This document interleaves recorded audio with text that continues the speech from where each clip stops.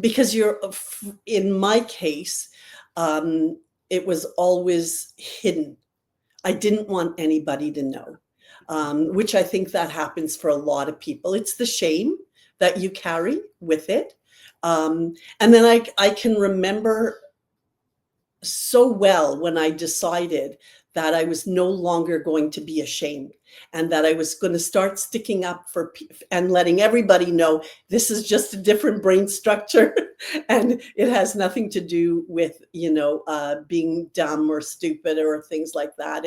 And it's usually the first thing that I will talk to our students who come in. I sit them down and I say, listen, this is not your fault. Like, this is just the way your brain is, the way you function. And we're just going to, we'll try and get you reading, because that's important. You have to be able to read, but you don't want to change the other things because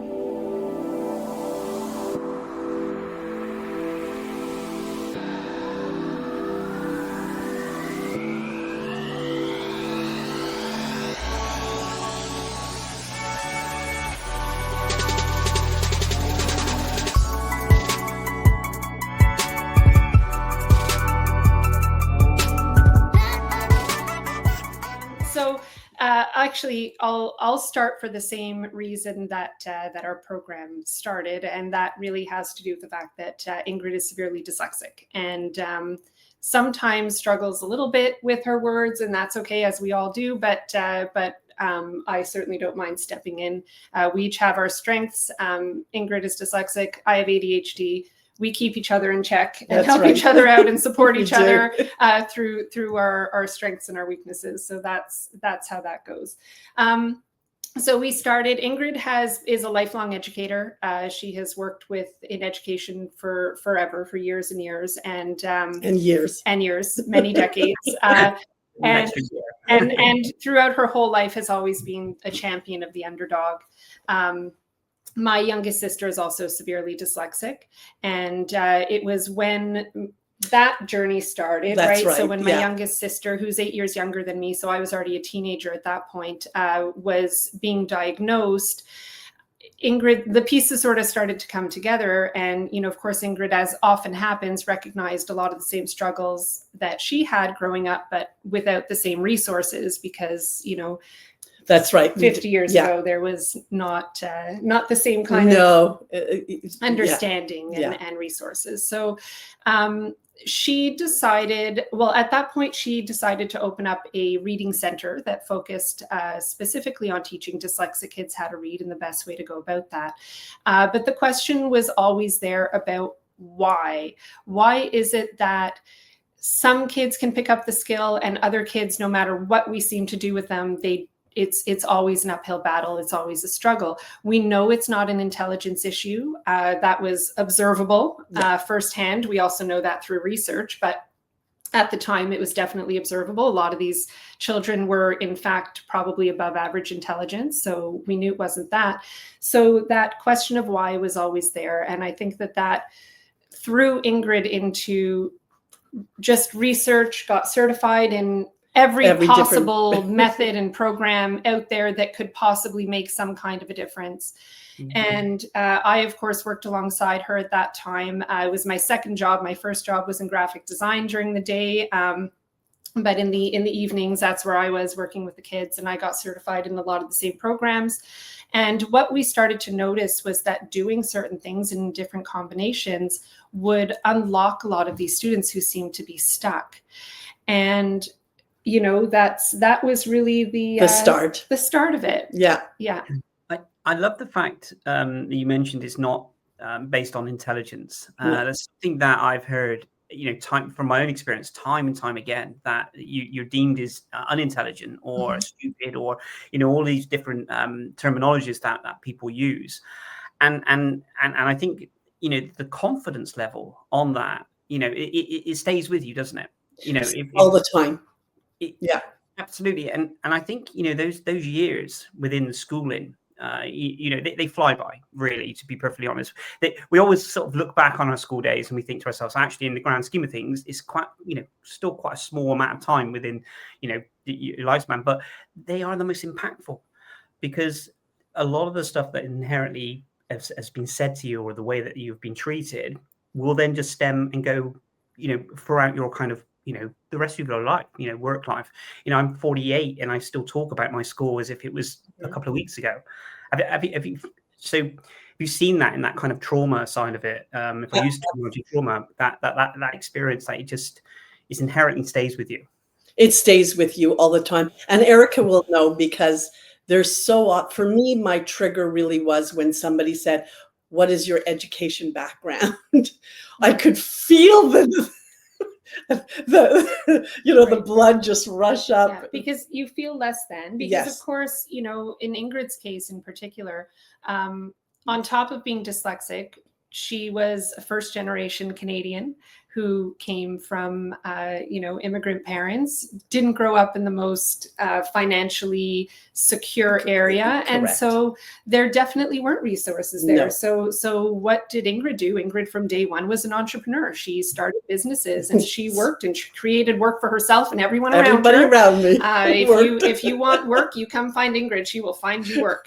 That has been a lifelong thing. But of course, the formal education couldn't happen. It's not even that it didn't happen. It just couldn't happen because the resources weren't there to support somebody who was severely dyslexic at that time. And so work happened instead. And despite that fact, that formal education wasn't there, I mean, Ingrid does things that people with lots of degrees have not managed to do, from a business standpoint, from a figuring things out standpoint. So really, but yeah, that sticks with you. Yeah. For myself, of course, I'm not dyslexic. I didn't struggle with reading, but with ADHD, we have our own version of that, which is that people say that we're lazy or we're scatterbrained or we're, and that stuck with me. I don't try hard enough or don't care about things, which couldn't be further from the truth. And so I get it.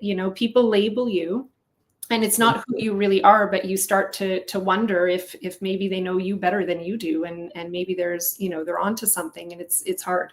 Yeah, absolutely. The labeling thing is it can be, really, really detrimental. And again, it's I think it's like kind of that, not being educated enough to, and when I say educated enough of the awareness of using terminology like ADHD, it's just hyper, or they're lazy, or they're scatterbrained, or things, and dyslexic, or they're this and they can't read, and this, but it goes like the level of work that you have to put in to just sort of stay afloat sometimes. Oh yes. Mm-hmm. Oh yes. Yeah.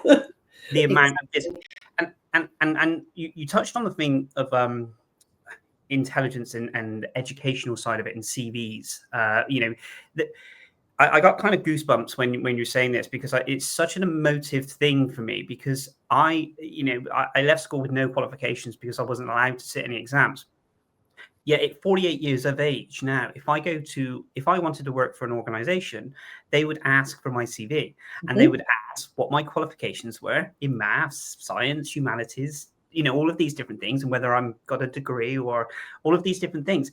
And I'm thinking, but so regardless of the experience and what you've been able to do, that is still a box that I would leave empty. And I do believe, and we work with a lot of organizations, and I'm not going to mention any, but I still feel that by leaving that box empty would stop me from being able to get a position.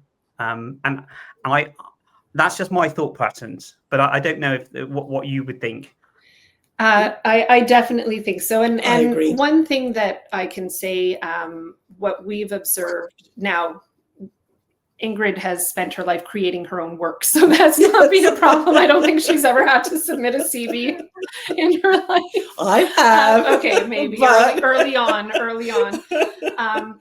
But we face that when we are meeting with schools and school boards and academics to teach them, show them our program, and introduce them to it and talk about it. And now we're not getting that question as much, but early on we certainly did. Oh, well, what's your academic background? And poor Ingrid, I could just see the color blood drain from her face. And the life experience has to count for something. And so then, we sat down and we talked about it, and I said, okay, so maybe you don't have a master's in education. Maybe you don't have the, but let's look at all the programs that you've gone through and gotten certified in. You're Norton Gillingham certified provider. You were certified in Tomatis. You were certified in interactive metronome. You have a long list of credentials, even if they haven't come, and then the experience on top of it. So that has to count for something. So don't hide from it. Be honest about it. We want better for this generation's kids. We don't want those barriers there, but those barriers were definitely there when you were growing up. So absolutely, we can't go back in time. What was, when you talk about the barriers? Thank you so much for sharing that, and I completely relate to that 100%. And what were the kind of barriers? Did you leave school and as you mentioned, did you think I'm going to try and go down the traditional route of finding a job and applying things, CV side of it? And then what was the pinnacle point then to think, actually, I'm going to have to basically create my own job, basically, for that side of it? What was that like? I don't think I honestly gave it thought. Okay. I just did. And that was really who I was. I can remember my first job when I was 5 years old. Like, just that's, as Eric always says, I'm an entrepreneur at heart, which is, it's true. And it's the way my mind works. I always see, I see the solution for problems. That's really the best way to describe it. To this day, I'll see something and I'm like, oh, if we did this or this or this or this, and we joke all the time. And I know Erika mentioned, as soon as I say, oh, I have an idea, we run, we scatter. They run. We just because it usually means work for everybody. But clearly I'm here, so I don't mind. Yeah. But Erika, you mentioned this, and I did hear a story of how Neuralign was kind of the brainchild of Neuralign, and I think it was, if I'm wrong, please tell me, but it was sat around a dinner table with the family, yes. And then it was kind of, I think you mentioned, that you do have an idea. Could you? Yes. Is that correct? Could you tell us? That is exactly what happened. We were having a family dinner. We all came over to my parents' house for dinner. At that point, we weren't living at home anymore. Myself, my brother, and we're having a conversation. And Ingrid said, "I have an idea," and we never know what's going to come after that. We really don't. We didn't know what journey was coming next. We knew there was going to be something. So we all sort of groaned, but we stuck around and to hear what the idea was going to be. Yeah.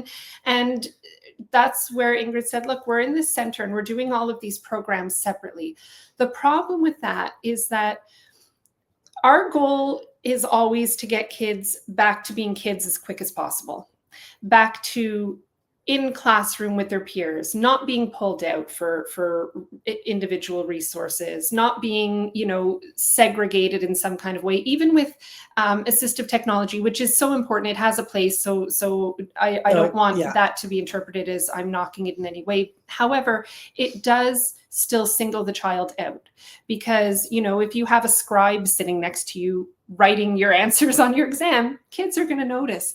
And one thing about kids is that they don't want to be different from their peers. Nobody wants to be that one who is needing the accommodations and is being pulled out, and that even if nobody says anything, and we know that kids can be cruel and they usually do say something, there's at least one or two that has something to say about it. Even if no one says something, it still makes you feel different. So our goal has always been get them back into class as quickly as possible. And that was the case with Ingrid's Center.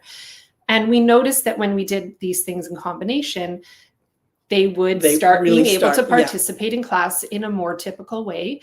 And so that's where Ingrid said, okay, well, what if we just, we're doing these programs that work on auditory processing, and we're doing these programs that work on, the reading instruction aspect, the multisensory reading instruction like Norton Gillingham. And we're doing, these visual processing exercises, and we've got occupational therapy in there doing different things. And she said, what if we just threw everything in one spot and did it all at the same time. Like, why are we doing all of these things separately rather than just doing it all in one go? And so we started a conversation. Of course, I worked in the center, so I had some ideas of what programs we were using and what they were targeting. And with my background in graphic design, I had some thoughts on how we could turn some of those concepts of what we're trying to target into games. My brother, who is also a co-founder, you will never see him on a podcast in your life. Because as typical computer people, prefers to be on the other end of it. But he works in computers and in programming technology. So he was able to give us some ideas on how to put it all together from a tech standpoint. And we started, and we all ran with our ideas, and that's here you are. And here we are. Here we are. Global. Yeah. Global. We'll come back into, because you're in Canada at the moment, and obviously you're coming, now you're kind of be in the UK. You're in the UK, and obviously we're going to be meeting at TES, in the sense of, and there's lots of kind of work and collaboration with Antigo and things. But I kind of just want to just go back slightly when you mentioned about kind of separation and kind of how important is that to. Because I know from myself, I was never really kind of allowed to sit in mainstream education. I was kind of put in this thing called the unit, which was a porta cabin in the middle of the school playing field. And pretty much 5 years of my secondary school, so senior high school education, was just kind of colouring in and dot to dot and things like this. And I always longed for that. How important do you feel that is? I mean, that's extreme. I completely understand that, when we're taking children out for, an hour's lesson and things. But when we get to that age and we're kind of in high school, or secondary school, you just kind of just want to fly under the radar and just kind of just fit in. That was my kind of thing. But there are so many other life skills that you are meant to be learning at that age, in the sense of friendship and all of the other understanding, not just the learning side of it. Do you feel that by maybe some form of separation within this side of it, that is hindering some of those other skills that we're meant to be learning at that age? Here's the thing, is that a lot of times we have to make what the best decision is with the resources that we have. And right now, when they're pulling kids out of class for reading instruction, that is important because they do need to read. We just want a better way of going about it so that that's no longer necessary, exactly for what you're hinting at, right? First of all, as I touched upon before, there is a social aspect, there is the being singled out. Like you said, you'd prefer to fly under the radar, not be singled out as the one who can't read. But definitely they're missing social aspects, and they're also missing whatever class they're being pulled out of. If I were to go pull out my kids from school for an hour every day to play basketball or do something, they would look at me like I was crazy, because they're going to be missing something important in class. And at that point, they're choosing the reading because that really is important. But it would be better if they didn't have to be, right? It would be better if they didn't have to be pulled out. Yeah. And I think it is that, and again, it stems into the confidence side of it as well, because again, if you're in a classroom environment and you're trying to understand exactly the nuances, everything that's going on, and trying to decode everything and trying to work, and then you then miss a certain lesson, and then you're playing catch up. If you're already playing catch up in that sense, then it's only going to increase that anxiety. Absolutely. You be able to do that. Yeah, we have so many students that once we get them reading, or that they'll say to us after, how come nobody taught us that? And it wasn't that nobody taught them that, it's that they couldn't absorb it at that time. So there's so much that they had missed, only because they're always in fight and flight, right? Like they're just trying to see what the next thing is, that they're trying to look at somebody else to understand what's going on, or so that's always something that we remind them, that actually you probably were taught, but you just couldn't take it in at that time. So and then missing other subjects because they're pulled out on top of it. So they're always playing catch up. Yeah. And that's not even to talk of, the after school stuff, right? Oh, yeah. How many hours these kids spend in tutoring or extra practice outside of school when they could be playing with their friends or doing their homework or at an activity in a sport, doing something, like everyone else. Yeah, I think of my youngest daughter, and that was exactly it. I decided that, I was going to do everything in my power so that she didn't have to go through the same thing that I did and not being able to read. And but she did all day school, and then anywhere from 2 to 4 hours a day of tutoring after. And while everybody else was in sports or doing something else, she was doing the same thing just to keep up. Yeah. And then you then get a label saying that you're lazy or not intelligent enough, and that's why I mentioned and you mentioned the amount of work just to try and keep on that. When you mentioned about that you just didn't want your daughter to experience what you went through, I can imagine that was a kind of an emotional thing, a massive emotional thing, because you obviously knew everything that you kind of went through and thought, I don't want anyone to go through this, especially not your daughter. Oh, correct. It's because in my case, it was always hidden. I didn't want anybody to know, which I think that happens for a lot of people. It's the shame that you carry with it.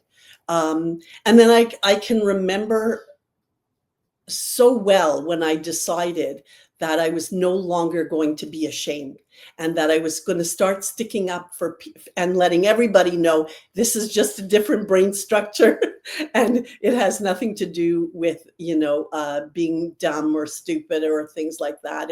And it's usually the first thing that I will talk to our students who come in. I sit them down and I say, listen, this is not your fault. Like, this is just the way your brain is, the way you function. And we're just going to, we'll try and get you reading because that's important. You have to be able to read, but you don't want to change the other things because I love, being inventive. I love trying to figure out all the problems. And, I can remember the principal at the school that I was at, he would take for hours to try and get all the teachers in their classrooms and, just that scheduling part. And after, 4 or 5 hours, he'd come, he'd sit and he'd put it down on my desk and say, okay, Ingrid, do it. And I go, here you go. And it's done, So, and he was always like, oh, but because I could see it. Exactly. And you see the pattern and you think to yourself, I see that I can do. I just want to touch on the word that you mentioned. I find it quite emotional when you said you with the students that you come in and you first of all you say to them it's not your fault. Correct. Like, yeah. Wow. Like, it's because we've had so many students, especially the students who are adults or young, older teenagers. I mean, I can, who don't even want to walk in the door, but parents are sort of forcing them to come and crying in the car. I've taken kids out of the car who have been crying, sorry, now I'm going to get emotional, but yeah, But that's the, that's the level we are at. And I guess, this is the unspoken rule, isn't it? This is where you mentioned I'm gonna now, the incredible work that you're both doing is standing there and saying, actually, I'm not ashamed of this. I'm going to start telling people, and in the power of both of you telling people, look what you've created, and look what how many people you can help with this. And I think it just takes.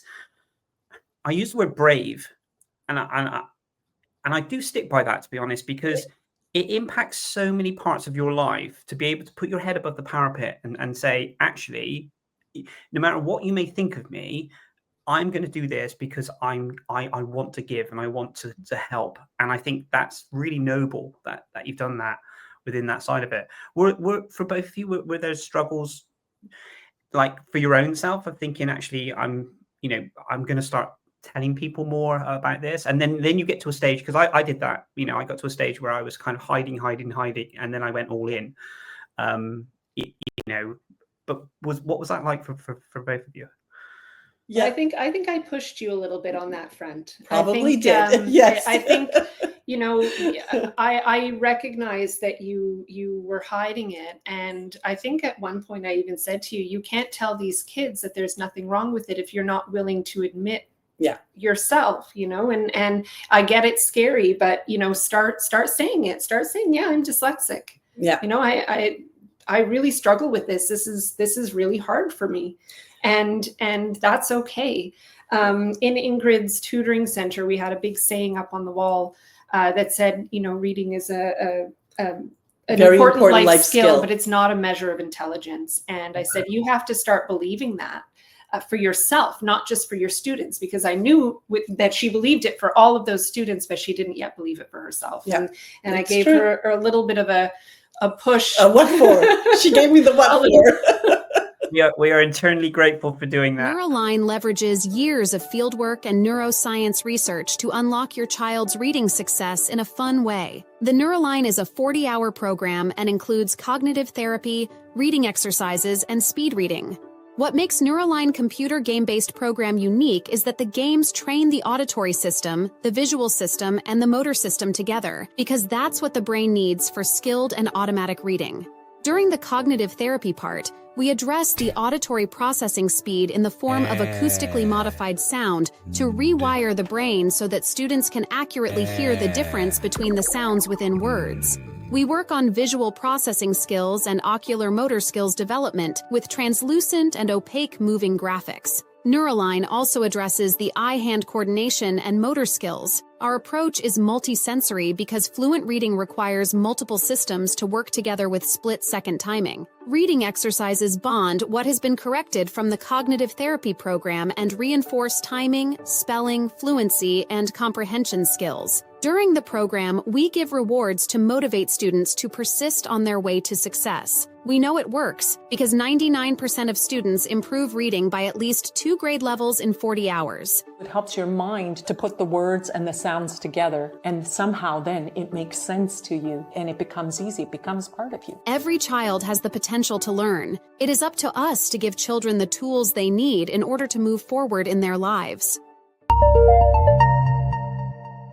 How important is it to see a child thrive and really have the potential that that they have? And I think this is sometimes, when like someone sees something in you when you don't see it yourself, like I get goosebumps just thinking about this again. But how important is that?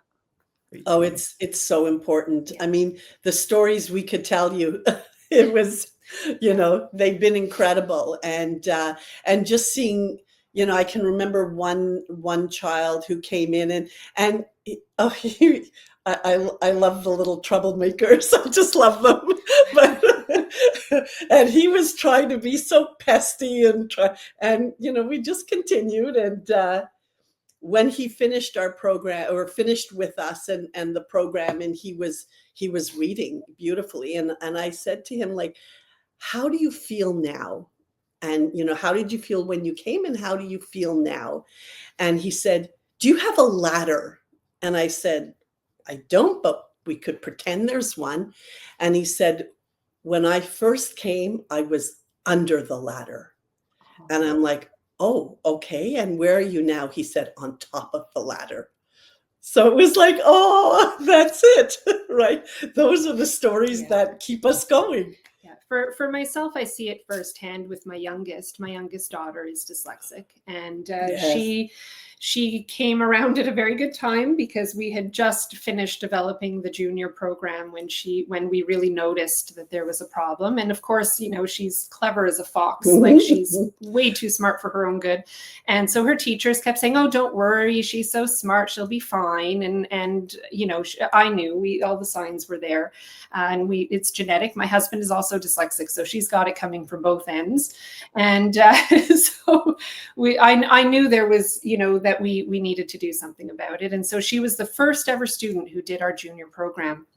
Yeah. And after doing the program, she started, while we were reading stories together, she would start trying to point out words and sound them out. She never, ever would have. And if I had asked her to, she was not able to. So I was even doing more simple things, just asking her to tell me letters within the stories. She couldn't do that either consistently. And she started sounding out simple words. And so then we got some really simple books, and we would do where she'd read a word and I'd read a word and we'd go back and forth, but she was reading and it just started coming exactly the way that it was supposed to if she hadn't been dyslexic. Now, she's still got all of the other wonderful qualities of dyslexia. She still has some struggles that come along with dyslexia, including auditory processing. I don't need to tell you how many times I have to repeat the same thing 12 times, not because she doesn't hear it, but because she's not processing, and she says what as soon as I'm done, and then she'll answer 5 seconds later. It's okay, we get each other. We understand what's going on. That's still there a little bit. But she can read, and she's a straight A student. And actually her job in school, because they have jobs at school that they're paid to do, and she is the class librarian. Wow. So they get tokens to spend in class, and that's her job, is class librarian. So you created a real love for reading then? Yes. She's always in a book. Always in a book. Yeah. She reads continuously. Yeah. Because if you Google dyslexia, it would say you can't read, or you hate reading, or sorry, not hate, but you dislike reading, or you're not able to read, or dyslexics don't read for pleasure. That's really the best way to put it. Even if we get them reading now, I'm not we don't find that with our program, but let's say, the traditional tutoring way where you finally get them reading after many hours. They're still always struggling because it's still hard. It's hard reading. It's hard. It's not pleasurable. No. And even if they do get to the point where they are reading fluently, it's usually exhausting at some point, right? It's overloading really for the brain, because the brain is not using efficient pathways for the task. And so it's exhausting. But also there's baggage that comes with it. Right. So they have a negative association with reading. And that's more true the further along in their educational journey they go without some kind of real success. Yeah. Do you feel that people so I went through in my entire school not really being able to read or write.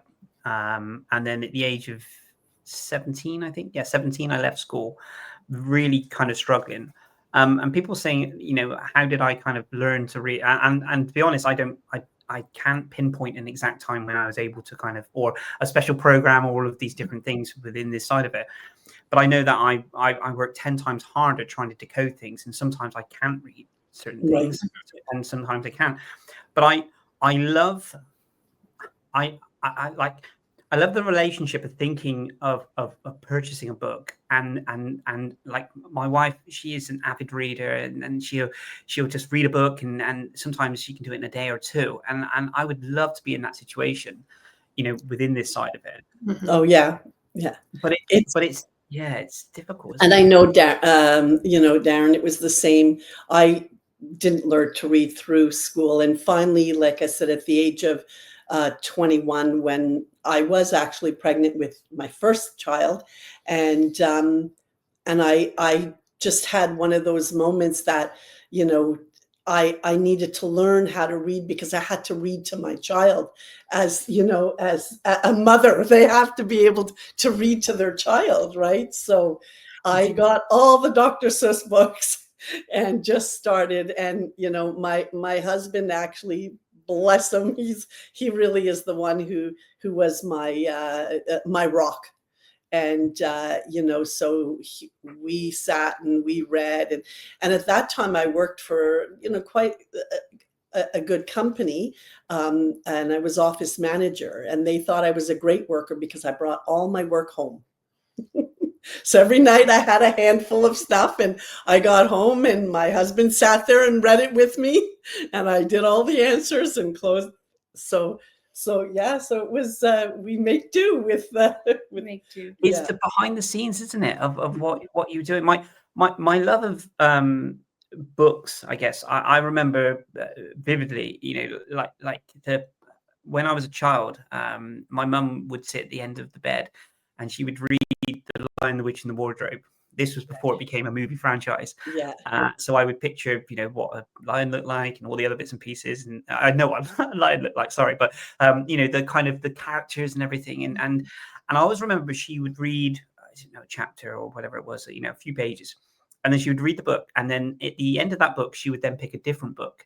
And I'd always say, can we just read Lion, Witch, and the Wardrobe again?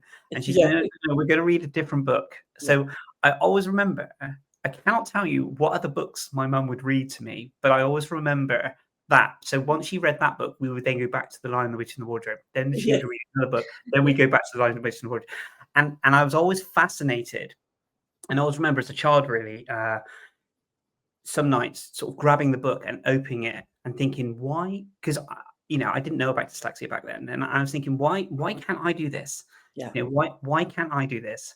And I remember that was a real, when you say that you look at things and problems and you find solutions and things. I just couldn't find a solution of why I couldn't do what my mum was doing, basically, and do what everyone else was doing. That's right. And that was really tough to try and. Yes. Does that make sense?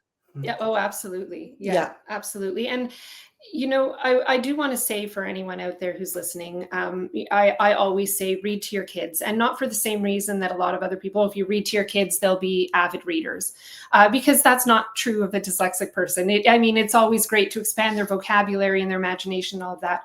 Read to your kids no matter how old they are. Yeah. It doesn't matter. I still read to my kids. Mm-hmm. They're 14 and 11 in a week, my younger one, and I still read to them despite the fact that they can both read, because there's magic in books and there's magic in stories. And it's especially important if your child struggles to read and they can't do that on their own, because otherwise all of the work around reading is going to be hard. And that's where the baggage comes. They're not going to want to learn to read for pleasure because they're not going to have experienced the pleasure of reading, and look, I'm an avid reader. I've got a book calling me in the other room right now that I can't wait to get back to. I love reading, and I've always had that love, and I want to share that with my kids, whether they're struggling or not. But we'll often, just get cozy under the blankets, all in my bed together, heads out with the book. And we just lie there and we'll read a chapter or two, and they can't, we'll talk about what's going on, what we think is going to happen next. Whether they can read or not, you can still give them the magic of a book by reading with them. So your mom did a great job with that. Read to your kids with no expectations, just to enjoy it. Yeah. I love the way that you described that, and it was magical in that side of it, because and you don't normally hear that being spoken about when you talk about dyslexia or neurodivergent individuals or anything within this side of it. It's always deemed as reading is something that you just, it's not, stay in your lane. It's not for you. And I understand, as you mentioned as well, that the struggles within this side of it. But I think it is incredible to be able to create that experience, especially for your family as well. I want to kind of get into kind of Neuralign now. So tell us a little bit about kind of your vision within this side of it. So you're in Canada at the moment, and you have a real strong connection with the UK in the sense that that you obviously coming across the UK, and I think you've partnered with an incredible organisation. Could you just tell us a little bit about that, if that's okay? Sure. So as you mentioned, we've partnered with Aventito, a fantastic organization. We really couldn't ask for a better partner. No, that's right. They get us. They get what we're trying to do. They come at it from the same, understanding of what dyslexia is and the importance of addressing it and servicing these children who are struggling as we do. So we really couldn't ask for a better partner. They already have lots and lots of contacts within the schools that are excited to learn more about the program. I'll be there in just under 2 weeks to, as you mentioned, for the test show. I'll be there to meet whoever wants to come and meet me. And I'm, going to be touring some amazing schools. I cannot wait to go to Moon Hall, we're going to be going to Moon Hall and having a tour there. I've heard amazing things. We've met with them virtually. I absolutely love what they're doing there, so I can't wait to meet with them as well. And yeah, we're super excited about this UK partnership. And we will put the details of you attending the TED show as well, so people can have the opportunity to to meet up with yourself. And I know that we will be catching up and speaking as well on that side of it. With the connection to the UK, there's also something else, isn't there? The Charles Dickens. Yes. Tell us a little bit about this, because when I first mentioned this, I was like, oh wow, like this was we loved doing this project. Yeah. So we have a version of Neuralign that is themed to A Christmas Carol, and we open it up seasonally. So it's not always there, but we open it up. We'll be opening it up soon. It's a little bit early for Christmas, I feel, though the stores don't agree with me. But we will be opening it up soon and offering it through the holiday season. And we did that in conjunction with a Charles Dickens Heritage Foundation. And so it's actually Charles Dickens's great, maybe one more great granddaughter, who Catherine Dickens, who did the voice recording for us. They were all on board with this. They were involved in the process, and Charles Dickens himself was a philanthropist and a child's rights advocate. And so when they found out about this project and when we approached them for it, they couldn't wait to get involved in whatever way that they could, because they've carried that along to continue that mission many generations after he has passed on. And then we do donate funds from there to the hospitals, to the children's hospitals. Yeah. That's incredible. And your kind of relationship now within the UK, so you've got Canada, UK. I noticed that you're in other countries as well, Kenya, which I've done quite a lot of work in Kenya as well. Kenya, South Africa, we're in the US, we're in Brazil, we're in Canada, Australia, mm-hmm. New Zealand. So we're doing it. So globally, you're helping as many people as possible. Correct. That's been the goal. Arabic as well. Yes, we're also in Kuwait. So that's always been our goal. Our goal has been kids are kids no matter where they are, and these struggles exist everywhere. And our goal has always been, and right from the development of this program, that was part of why we wanted a computer-based, game-based, deliverable online, is because we want it to be as accessible as possible to as many people as possible, regardless of whether they are close to a provider, whether they're, not exactly, as long as they can have some internet access and access to a computer, they can do the program. And we want it available to as many kids as possible, because we've seen the results firsthand. And we just want kids to be back in class and acting like kids. And I think that is the wonderful side of it. And I think you touched on the fact of, kids not losing their creativity as well. And I guess if the mindset is that they're just struggling and they're kind of weighed down with all of these things that they're being told that they're not good at, or not being able to do something, to have a child come in that's, upset and not wanting to come in from the car, to then talking about, being at the bottom of the ladder to the top of the ladder, and helping, that's, like you said, you probably got hundreds of stories within this side of it, but and we're only scratching the surface onto your journey, really, of what we're going to be doing, and the legacy that you guys are, that you're leaving. But it what I love most about this, and this is why it kind of connects massively, is you've mentioned the why, and it's not just a case of just creating a company for the sake of creating a company. It's embedded in the why and the feelings that you've had, and that you just want every child to not feel those things. Am I right on that side of it? Yeah, absolutely. We really just wanted to get down to the root of the issue, and help as many kids as possible. We have such a good understanding now that we didn't have 20 years ago, 30 years ago, about what is going on. There's still lots to learn, but we have a better understanding about what's going on in the brain of dyslexic children. Yes. And really it is a neurotype. I fully believe in that neurodiversity and diversity in general makes us richer as a society, but that doesn't mean that it doesn't come with struggles. And this neurotype comes up with struggles. There is a history of reading. We did not evolve to read as humans. We hijacked other parts of our brain to try to do that task. Dyslexic people hijack inefficient pathways to make that task happen. So it's very hard.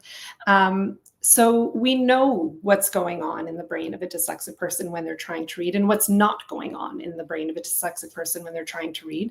And we also have a lot more knowledge now about neuroplasticity and about how to stimulate certain areas of the brain and what happens in the brain when you do that. 15, 20 years ago, we would talk to people and they would say, well, no, when you hit a certain point, your brain is no longer plastic. That's right. Well, we know now that that's not true. That has been disproven. And now it's common knowledge that, yes, the brain continues to be plastic throughout your life. And there are things that you can do. And so we just wanted to take all of that knowledge, and I'm oversimplifying it. There's a lot going on in this program. It is complex. It is quite complex, and we did rope in some professionals as we were building it. Yes. Ingrid had lots of colleagues that she was telling she was doing development, and they had ideas they wanted to include and make sure we were, targeting specific things, and then we would figure out how we could do that. But really, that's what it is. With all of this knowledge that we have now, we wanted to put it all together and just do something about it. It's time to do something different. There are some great reading instruction programs out there, and we're not in the business of really saying which ones are better than others. There's lots of good options there. We don't need to get into that debate. Don't do anything involving 3Qing, but that's all. Anything else, multisensory, structured literacy, science of reading-based reading instruction, very, very important. But what people don't seem to talk about is that all of these reading instruction programs were developed for neurotypical readers. So in these conversations that we're having about which programs are best to teach our kids, those are important conversations, but dyslexic readers are still being left out of those conversations. So yes, these are fantastic reading instruction programs. They're really important. That conversation needs to happen. But what about the kids that are still struggling? And anybody who works with dyslexic children will know that you can take the best structured literacy program out there and work with kids, and it is still going to be hard work for all of them if they're dyslexic. And some of them will never get it. And that is, no one wants to say that, but it's the truth. Yeah. Not that they won't improve, but they'll never read for pleasure. Readers. They're always going to struggle with comprehension. Yeah. It's always going to be exhausting. Because you have to reread and reread the correct neural pathways. Their working memory is overloaded because it's focusing so heavily on decoding. Well, you're not supposed to decode forever. Decoding is an early reading skill. At some point, that's got to be automatized. But dyslexic students decode forever. It's exhausting, So we just that's what we wanted to fix. Yeah.